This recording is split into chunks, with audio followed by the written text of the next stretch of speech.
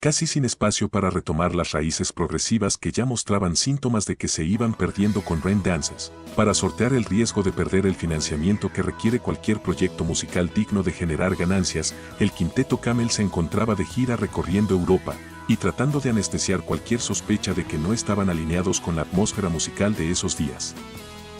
Por suerte, su recorrida por territorio británico presentando el último lanzamiento se realizaba a sala llena y hasta disponían de un estudio móvil con la intención de realizar una nueva edición en vivo.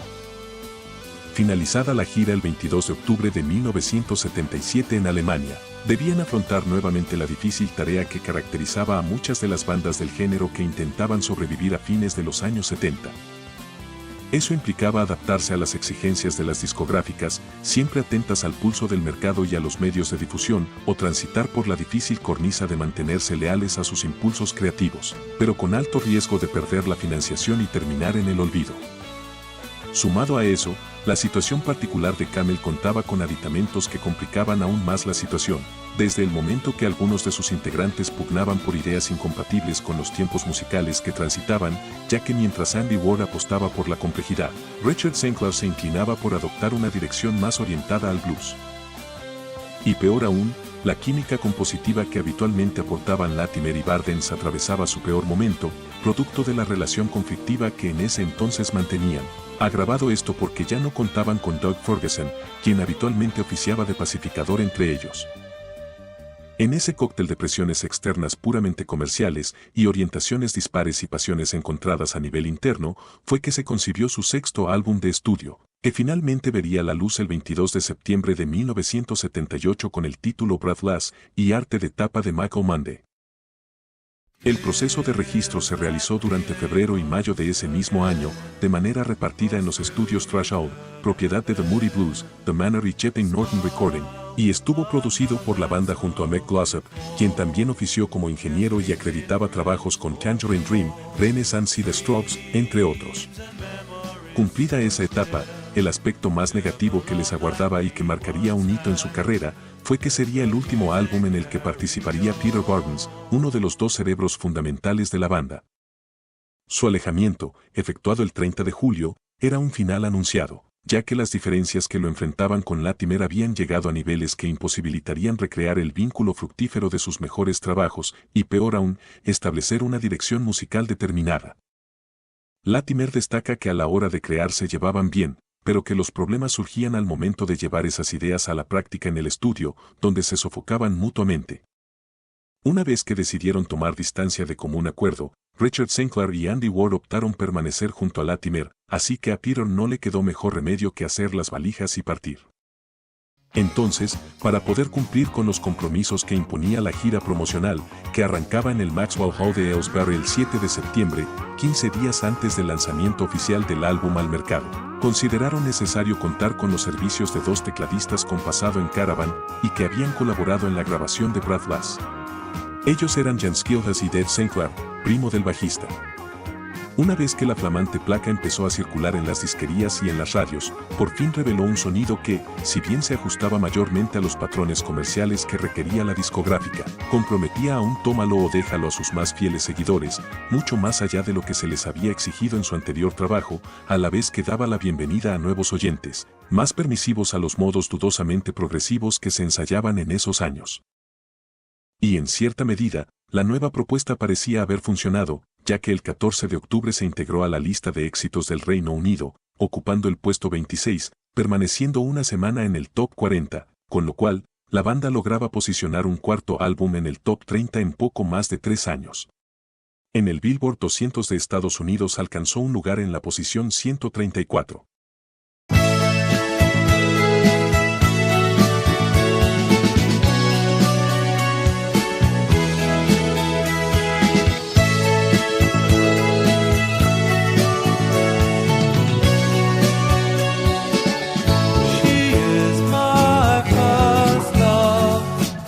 Graceful in all her ways, holding the hillside,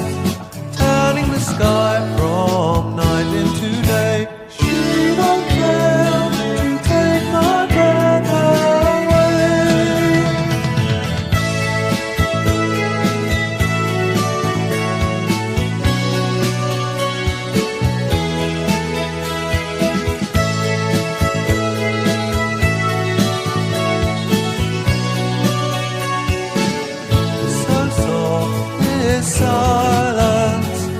she brings before the dawn, a time of twilight when all the world waits to be reborn. Finalizada la gira, que se prolongó hasta el 15 de febrero de 1979 y durante las 58 presentaciones que les demandó, los paseó por el Reino Unido, Alemania, Suiza, Bélgica, Países Bajos, Francia, España, Portugal, Japón, Canadá y Estados Unidos. Los primos Sinclair se desvincularon de la agrupación. Refiriéndose a Richard Sinclair, Latimer declaró en 2003 que era menos disciplinado que sus compañeros y no resultaba confiable, ya que tenía sus propios planes y estaba más interesado en su material que en Camel. Contradictoriamente, el espíritu liviano y alegre que transmitía su último trabajo se contraponía con el ambiente por el que transitaba la banda, el cual estaba más en línea con el título que eligieron para el álbum. Asegurada la continuidad con la discográfica, e intencionalmente o no, para mantener la cadencia de lanzamientos anualizada que los caracterizaba, se vieron en la necesidad de cubrir los dos puestos recientemente vacantes, los cuales terminaron ocupados por Keith Watkins en teclados, del grupo Happy the Man, y Colin Bass en bajo, que se había sumado a la banda de Steve Hillier para su gira de 1976.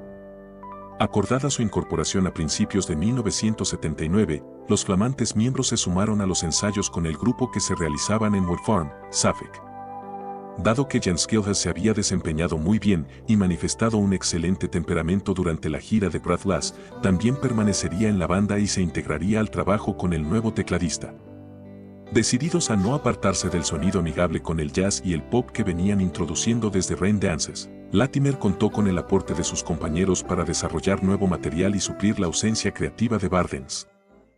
Una vez que tuvieron material suficiente, bajo la batuta de su nuevo productor Rupert Hine, quien ya se había desempeñado con Anthony Phillips, se dedicaron a grabar en Farmyard Studios de Little Chalfont, contando otra vez con los servicios de Mel Collins y la colaboración especial de Phil Collins como percusionista en el tema Your Love is Stranger Than Mine. El proceso de registro se completa en los célebres Art Studios de Londres, incorporando los arreglos orquestales que aportó la Penguin Café Orchestra, dirigida por Simon Jazz. El álbum, que en un principio se iba a llamar Endangered Species, con un arte de tapa determinado a instancias de Latimer, terminó siendo editado en octubre de 1979 con el título I Can See Your House From Here, por presión de sus compañeros, y el 27 del mismo mes ingresa en el puesto 45 de la lista de éxitos del Reino Unido, donde permanecería durante 3 semanas. El polémico montaje fotográfico de su portada, realizado por Gerd Mankiewicz e inspirado en el cuadro de 1951, conocido como Cristo de San Juan de la Cruz, de Salvador Dalí, se basaba en un chiste difundido en la época que involucra a Jesús y a su discípulo Pedro. De más está decir que esa infeliz humorada le generó algunos dolores de cabeza a la banda, incluso de sus propios anunciantes. Tanto la crítica especializada como sus seguidores lo recibieron con tibieza, y ni la inspirada pieza del final que se registró en vivo para la placa y se convirtió en un clásico del repertorio de la banda, alcanza para compensar la impronta pop insípida que contienen muchos de los fragmentos del disco, posiblemente concebidos para incluir los toques mainstream que requería la discográfica. Luego del arduo trabajo que le significó rearmar la banda y escribir y grabar el disco, se tomaron un breve descanso antes de emprender la gira promocional, que les demandó un total de 45 presentaciones, desde el 8 de octubre de ese año hasta el 28 de junio de 1980, recorriendo diferentes localidades del Reino Unido, Francia, Alemania, Suecia, Noruega, Países Bajos, Bélgica, España, Portugal y Japón. Esa intensa agenda provocó fricciones entre los músicos que, más temprano que tarde, terminarían afectando nuevamente la conformación de la banda.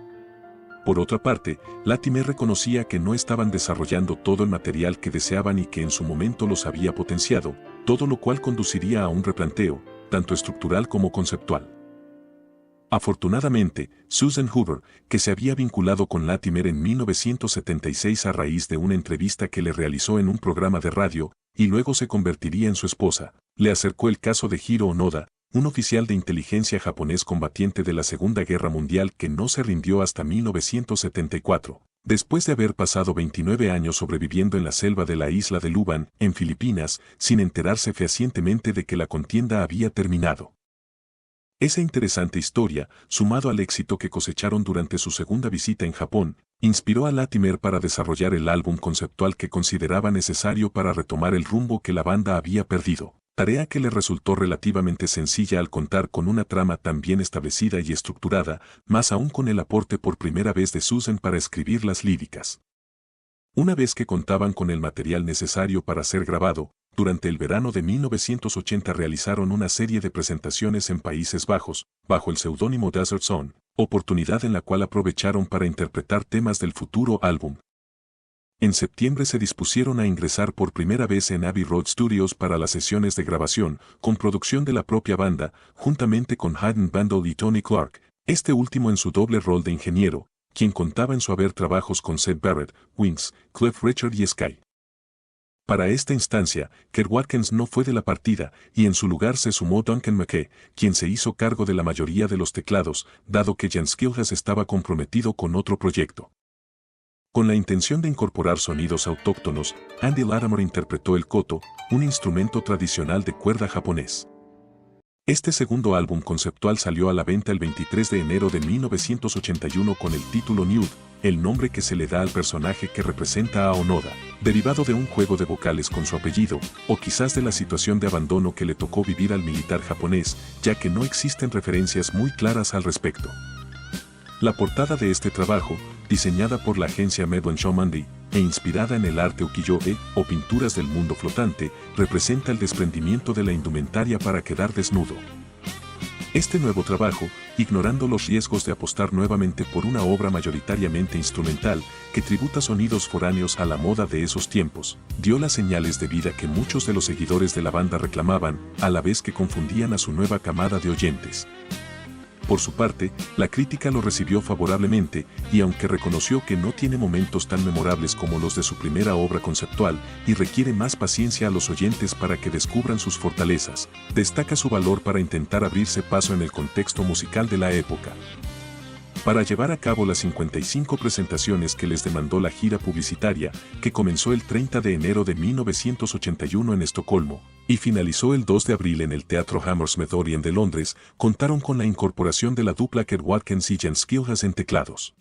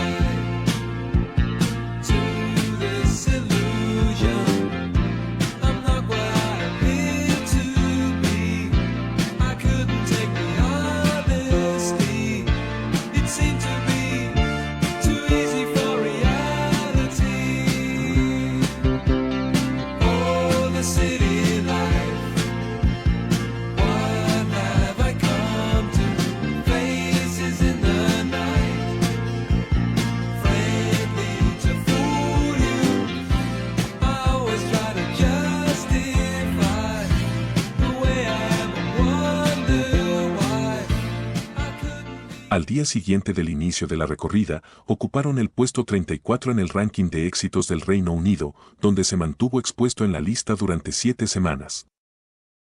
Este tour marcaría uno de los momentos más difíciles que vivió la banda, ya que Andy Ward evidenció signos evidentes de haber sucumbido a sus adicciones al alcohol y a las drogas a las que había recurrido para contener los altibajos de euforia y depresión que lo atormentaban, producto del trastorno bipolar que padecía. Esa difícil situación contrastaba con el hecho de que todos los miembros de la banda original recibieron la certificación oro por The Snow Goose, y para celebrar su década de existencia, el 11 de septiembre Decca Records edita un recopilatorio de su trayectoria con el título Chameleon, The Best of Camel. Poco después de concluida la ronda, a partir de mayo circuló la versión oficial de que el baterista necesitaba recuperarse de una lesión que había sufrido en su mano, y no estaba en condiciones de ejecutar la batería, pero lo cierto es que se había cortado las venas en un intento fallido de suicidio. Sea cual fuera el caso, y dado que la recuperación del músico demandaría más tiempo del que admitían los términos del contrato, indiferente a la situación por la que atravesaba la banda, Decca Records había comenzado a presionar a Latimer, ya que no estaba dispuesta a retrasar la salida de un sencillo exitoso. Sin margen de maniobra para posponer las obligaciones contractuales, el único miembro original de la banda que quedaba, a pesar de haber manifestado a la discográfica que no se encontraba en condiciones anímicas y creativas para realizar un nuevo álbum, no tuvo otra alternativa que ceder, y resignado, durante los últimos meses del año se dedicó a desarrollarlo, contando nuevamente con la colaboración de Susan Hoover para la escritura de las líricas.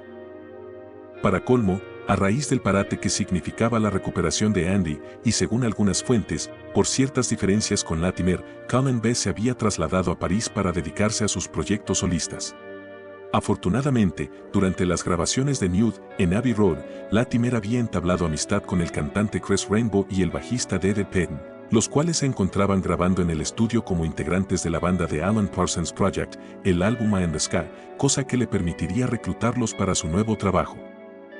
Es así como a 10 años de su aparición, la banda se mostraba renovada como terceto, con Latimer como único pilar y retornando nuevamente a los estudios de Abbey Road para disponerse a grabar su noveno trabajo, entre enero y febrero de 1982, con el mismo equipo encargado de los trabajos de ingeniería y producción que dieron vida a Nude. La otra novedad fue la gran cantidad de músicos con que contó para el registro, entre los que sobresalen el ex Genesis Anthony Phillips, el baterista Simon Phillips y el invitado especial Peter Barnes, suavizadas las asperezas que lo habían distanciado del guitarrista líder. Editado el 6 de mayo de 1982 con el título The Single Factor, bien pronto defraudó a quienes esperaban un trabajo consecuente con el buen rumbo que habían amagado retomar con Nude, y en su lugar, se encontraron con una vuelta al sonido menos progresivo de su producción, a tono con A Can See Your House From Here. Evidentemente, no encontraba a Latimer en su mejor momento, tal como él mismo lo había querido hacer entender sin éxito a la inflexible discográfica, y ni siquiera bastó el excelente nivel de músicos con los que contó para evitar que sea catalogado como lo más flojo de su producción. Incluso el deslucido arte de tapa resulta consecuente con ese calificativo. Hasta tuvieron el mal tino de indicar en los créditos que Andy Ward no aparecía por haber sufrido una lesión en su mano, cuando ya eran públicos los problemas por los que atravesaba. Aún así, 8 días después de su aparición, el disco ingresó a los charts de éxitos del Reino Unido, conservando el puesto 57, donde se mantuvo visible durante 5 semanas. Dado que el 15 de mayo estaba pautada la fecha de inicio para emprender la correspondiente gira promocional, Latimer dispuso de una banda conformada por Keith Watkins, Chris Rainbow, David Penn, Stuart Tosh y Andy Dalby, la cual se traslada a Heartbeat Studios de Escocia, para preparar y ensayar el set de canciones que llevarían a escena. El tour fue de 34 presentaciones, finalizando el 1 de septiembre, y los paseó por Reino Unido, Suecia, Noruega, Dinamarca, Países Bajos, Alemania, Bélgica, Francia y España. Al respecto, Latimer lo recuerda como su gira más divertida, ya que el trío de escoceses que conformaban Chris Rainbow, David Penn y Stuart Tosh, le inyectó una cuota de positividad, energía y alegría de principio a fin, la cual se trasladó al público que disfrutó sus actuaciones. Lamentablemente, la alegría del guitarrista líder duró poco tiempo, ya que a fines de octubre, su manager Max Hall los abandona para trabajar con un importante sello discográfico, y casi sin pausa para las sorpresas. En enero de 1983 Andy Ward firma en un estudio jurídico de Fleet Street su desvinculación formal de la banda, incapaz de superar sus adicciones. La pérdida de su compañero baterista desde épocas del trío The Brew, desde un lejano 15 de enero de 1969, fue un duro golpe para Latimer, quien, además, debió enfrentar un proceso legal en solitario, en reclamo de comisiones adeudadas que iniciara el exadministrador de la banda Jeff Hughes, el cual había abandonado su representación en 1978, coincidentemente con la partida de Bardens y en vísperas de una gira mundial. Pero no todas eran malas noticias para Latimer, ya que ese mismo año, logra firmar un nuevo contrato con Decca Records, que había sido adquirida por Polygram en 1979, para desarrollar un nuevo álbum de estudio, a partir de lo cual, emprende manos a la obra junto a su inefable colaboradora Susan Hoover, a la vez que se aboca a la tarea de reclutar a los músicos que integrarían su nueva banda. Dado que David Penn, Chris Rainbow y Mel Collins ya eran de la partida, logró completar los puestos vacantes, sumando al tecladista holandés de Kayak, Ton Scorpenzeel, por quien Latimer siempre sintió admiración, y al baterista Paul Burgess, que se encontraba de gira con Jethro Tull. La temática elegida, escrita por su compañera Susan, sería conceptual nuevamente, aunque a diferencia de los otros 2 trabajos de ese tipo que lo antecedieron, Este nuevo se caracteriza por temas que no están vinculados entre sí, focalizados en el amor de una pareja separada por el muro de Berlín en tiempos de la Guerra Fría. El álbum se grabó en Riverside Studios de Londres, con el aporte de Haddon Bandel en sintetizador y con Dave Hutchins como ingeniero, quien ya se había desempeñado en The Lamb Lies Down on Broadway de Genesis, y con Camel en Rain Dances. Los trabajos de mezcla y masterización se realizaron en Los Ángeles, California. El 13 de abril de 1984 se termina editando Stationary Traveler, con producción de Latimer y arte de tapa a cargo de The Artifact Studio, accediendo al puesto 57 de la lista de éxitos del Reino Unido el 21 de ese mes, donde permanece 4 semanas entre los 100 primeros puestos del ranking.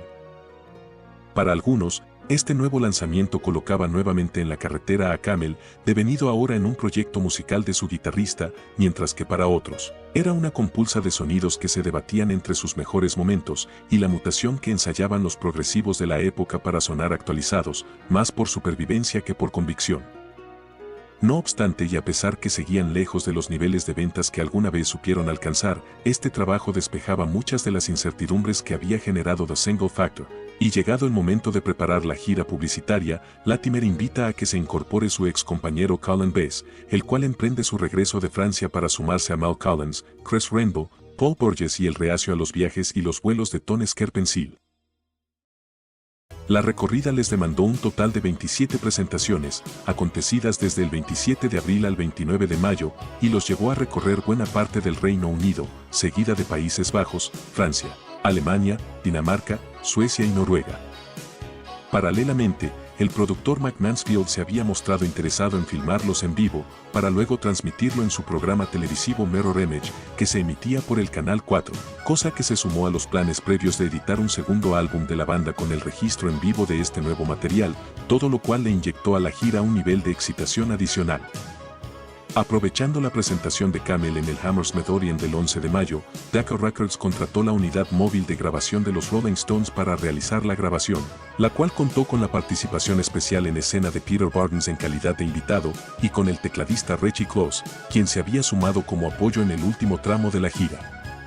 El resultado final se terminó lanzando al mercado el 5 de noviembre con el título Pressure Points, y a pesar que la banda quería que se incluyera todo el concierto filmado, Mike Mansfield descartó la primera mitad por problemas de iluminación, la cual fue borrada por Polygram y se perdió para siempre.